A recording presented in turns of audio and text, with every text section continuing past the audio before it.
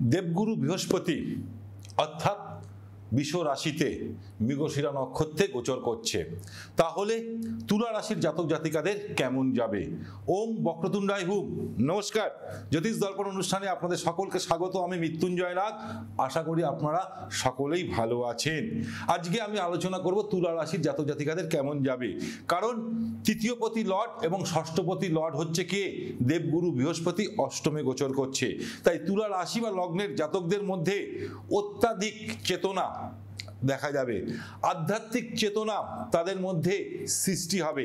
এবং যদি আপনার জন্মকুণ্ডলিতে মঙ্গলের দশা বা মঙ্গলের অন্তর্দশা চলছে, তাহলে বলবো নতুন ব্যবসা করার একটা যোগ আপনাদের মধ্যে দেখা যাবে। কাদের? এই তুলা রাশি বা লগ্নের জাতকদের দেখা যাবে।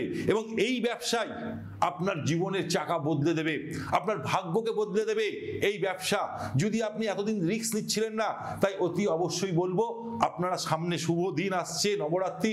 এই নবরাত্রির সময় আপনারা অতি অবশ্যই তুলা রাশির জাতকেরা যে কোনো ব্যবসা চালু করে দিন, দেখুন আপনার ভাগ্যের চাকা অতি অবশ্যই ঘুরে যাবে। ঠিক তেমনি তার সময় এই সময় বলবো যারা রাত্রিবেলায় যদি গাড়ি চালাচ্ছেন, তাহলে বিশেষ করে একটু সাবধানে গাড়ি চালাবেন, না হলে কিন্তু দুর্ঘটনার যোগ দেখা দেবে। তার সাথে অতি অবশ্যই বলবো, এবং যারা ওকালতি করছেন, যারা আমাদের জ্যোতিষ শাস্ত্র নিয়ে আলোচনা করছেন বা ট্যারট কার্ড নিয়ে যারা আলোচনা করছে, তাদেরও জীবনে কিন্তু বিশাল উন্নতি দেখাবে এই দেবগুরু বৃহস্পতির কৃপায়।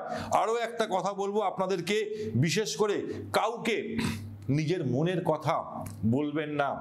কারণ সেই মনের দুর্বলতা সুযোগ নিয়ে যাকে আপনি আপন ভাবছেন, সেই কিন্তু আপনার শত্রু হয়ে দাঁড়াবে এক সময়। তাই এই 100টা দিন নিজের অন্তরের দুঃখ নিজের মধ্যেই রাখুন, তবেই আপনি আপনার জীবনের সঠিক রাস্তা কিন্তু দেখতে পারবেন, বিশেষ করে তুলা রাশির জাতকদের। তার সাথে সাথে আরো অতি অবশ্যই বলবো, সবার আগে গাড়িটা কিন্তু রাত্রিবেলা যখন চালাবেন সাবধানে চালাবেন, না হলে কিন্তু একটা দুর্ঘটনার যোগ দেখাচ্ছে। উপায় হিসাবে কি করবেন?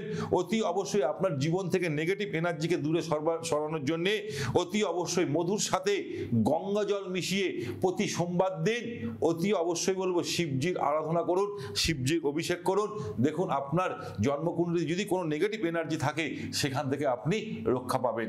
ভালো থাকুন, সুখে থাকুন, আনন্দ থাকুন। নমস্কার।